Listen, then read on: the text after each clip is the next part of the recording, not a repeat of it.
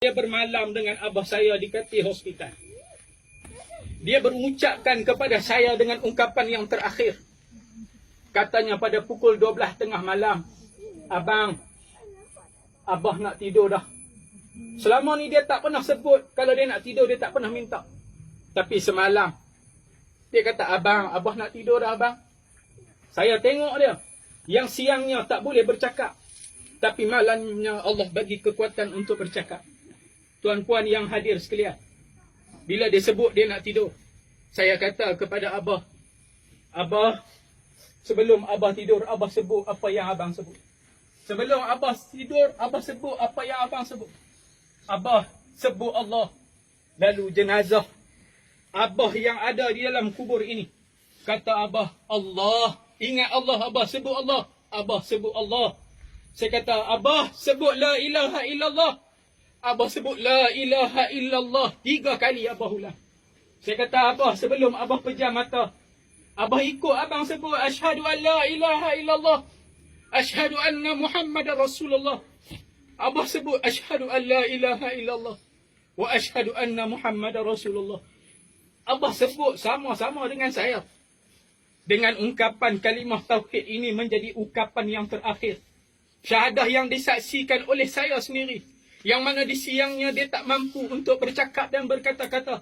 Tetapi kalimah yang terakhir malam, Allah Subhanahu wa ta'ala mempermudahkan kalimah tauhid yang menjadi pemisah kalam yang terakhir antara saya dan dia. Allah Subhanahu wa ta'ala telah uji abah. 3 tahun menderita sakit. Hari ini Allah Subhanahu wa ta'ala rehatkan abah di lubang yang sempit ini. Jenazah abah telah ketahui. Ketika mana dia hidup, dia tidak menyusahkan orang lain. Ketika mana dia hidup, dia telah berusaha sedaya upaya untuk tidak menyusah orang lain. Hari ini Allah Subhanahu wa ta'ala memuliakan kematiannya. Yang mana disebut-sebut untuk mati pada hari Jumaat. Ketahuilah tuan-puan yang hidup, talqin yang dibaca bukan untuk si mati. Tidak memberi manfaat kepada si mati walau 1% pun. Tetapi talqin yang dibaca ini kepada kita yang hidup, yang akan meninggalkan dunia. Hari ini kita hantar jenazah abah di sini. Hari ini kita kuburkan abah di sini. Satu hari nanti, jenazah kita akan diiring oleh anak kita. Sayang macam mana pun kita kepada mak dan ayah kita, kepada anak-anak kita, tak ada siapa pun yang akan bermalam di sini pada malam ini. Kita akan tinggal berseorangan di dalam ini.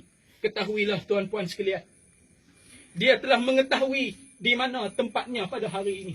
Ketika Hasan Al-Basri berhadapan dengan satu orang wanita, yang mana wanita itu sedang menangis, yang mana kematian suaminya. Bila dia menangis, kata Hasan Al-Basri, "Wahai wanita, kenapa kamu menangis?" Wanita tadi berkata, "Wahai Hasan Al-Basri, mana mungkin aku tidak menangis, yang berada di barzakh sana adalah suami aku." Lalu kata Hasan Al-Basri, "Wahai wanita, jangan kamu sedih. Kerana si mati itu, maka nuhu marartu wa qad zaq." Kata Hasan Al-Basri, dia telah merasai sakitnya mati yang kamu hidup tak rasa.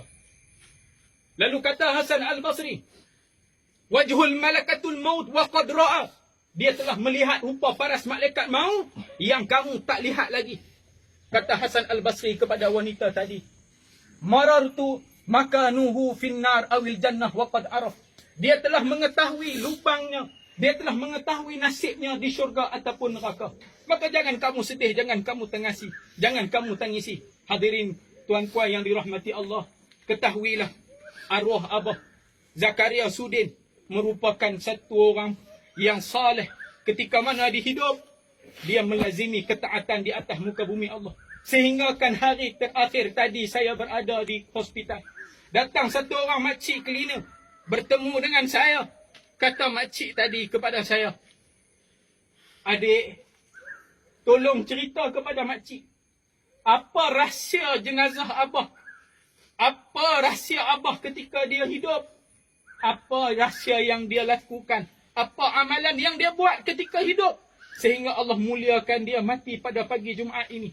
Semalam tuan-puan saya bisik kepada abah. Saya jaga dia daripada pukul 9 malam sampai pukul 4 pagi. Saya kata kepada abah, malam ni malam Jumaat abah. Abah dengar abang baca Quran ni abah. Abah hangguk. Abah dengar abang baca abah. Abah hangguk. Dia dengar saya baca Quran. Sehingga Lama kelamaan dia ungkapkan kepada saya, Abah nak tidur. Barulah saya ajarkan kepada Abah mengucap. Para hadirin sekalian, ketika mana arwah Abah Zakaria bin Maryam ini hidup, disaksikan oleh anak-anaknya, tidak ada sehari pun dia meninggalkan solat walaupun dalam keadaan uzur. Yang mana ketika dia uzur berusaha untuk dia solat, dia sujud di atas kursi nak letak mukanya pada sejadah, tak mampu. Allah Subhanahu wa taala uji Abah dengan kesihatan. Yang dia tidak menyusahkan anak-anaknya, saya yakin anak-anak tak pernah rasa susah dengan kehidupannya. Bahkan ketika mana dia hidup, dia simpan duit untuk dia mati. Katanya kepada anak-anak, ni panggu Abah untuk Abah mati. Begitu sekali dia tak mau menyusahkan anaknya. Ternyata dia mati tidak meninggalkan harta yang mewah. Ternyata dia mati tidak meninggalkan kereta, duit yang mewah. Dia mati hanya berbekalkan RM1,500. Yang duit itu hanya untuk dikebumikan. Pesan kepada anak, ni duit mati Abah. Duit ni bila Abah mati, gunakan untuk kematian Abah. Hari ni tuan-puan sekalian, apa kita sibuk dengan dunia? Rumah yang kita ada, anak-anak yang kita ada, yang menipu kita sehingga mana kita berada di alam barzakh ini. Ketahuilah, apabila kita berada di alam barzakh ini, roh yang soleh berkata-kata kepada Allah. Ketahuilah kubur yang kita pijak ini, dia berkata-kata kepada jasad, kepada roh yang berada di dalamnya. Roh orang mukmin apabila hari ini hari kematian, diusung masuk ke alam ini, masuk ke alam barzakh, roh akan berkata-kata kepada jenazah itu, ana baitut turab, selamat datang, ahlan wa sahlan, selamat datang roh yang soleh. Aku ni rumah tanah, kata roh. Kamu meninggalkan rumah yang berdindingkan simen. Kamu meninggalkan rumah yang berbumbungkan atap besi. Hari ini kamu duduk di dalam tanah yang ketika hidup kamu tak mampu nak sujud di atas muka bumi tanah. Yang ketika hidup kamu lari daripada tanah. Tapi hari ini, inilah rumah kamu. Roh berkata-kata, ana baitut turab. Selamat datang roh yang soleh. Inilah kematian yang kita nak, para hadirin sekalian. Kita nak jadi apabila kita mati. Mati kita menghidupkan ramai orang. Bukan mati kita melegakan ramai orang. Para hadirin tuan-puan yang dimuliakan oleh Allah. Roh berkata-kata. Kubur akan berkata-kata kepada roh yang soleh. Ana baitul wahdah. Aku ni rumah perpisahan. Selamat datang. Mai duduk di sini. Ni rumah hang berpisah dengan anak bini hang. Hang duduk di sini, anak bini hang tak datang teman hang. Ana baitud dud. Kata kubur dalam hadis Nabi SAW, Nabi kata, ni rumah ulat. Selamat datang wahai roh yang soleh. Rumah ni rumah ulat. Ana baitul wahdah. Ana baitul ghurabah. Aku ni rumah perasingan yang memisahkan kita dengan dunia, yang memisahkan kita dengan alam kehidupan ini.